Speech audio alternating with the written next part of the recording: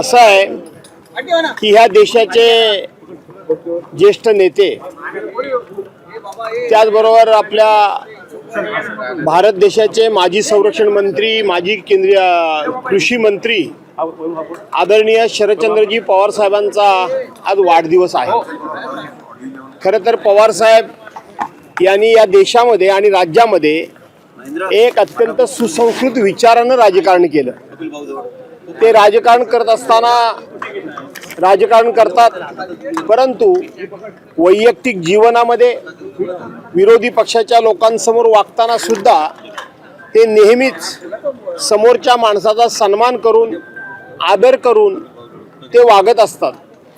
आयुष्यामध्ये त्यांच्यावर अनेक आरोप झाले, अनेक टीका झाल्या, अनेकांनी अनेक प्रकारे त्यांच्याबद्दल संशय व्यक्त करण्याचा प्रयत्न केला, परंतु मी त्यांना जवळून पाहिलंय। मी त्यांच्याबरोबर बरीच वर्षे काम केले।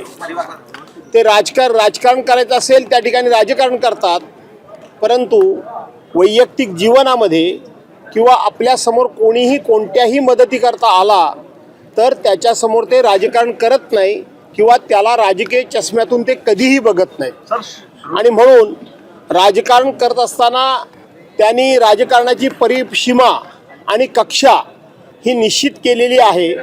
अशा एका महान नेत्याचा आज वाढदिवस आहे।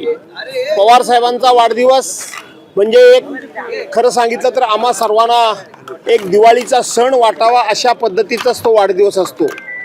कुठल्याही विषयावर कधीही कुठेही कोणीही कोणतीही माहिती विचारावी आणि ती पवार साहेबांच्याकडे नसावी असं कधीच झालेलं नाही।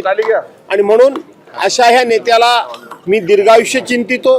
माझं ग्रामदैवत आई शारदेनं त्यांना शतायुष्य करावं, उत्तम आरोग्य द्यावं असा माझ्या कुटुंबातर्फे आणि उद्धव बाळासाहेब ठाकरे पक्षातर्फे मी त्यांना या ठिकाणी शुभेच्छा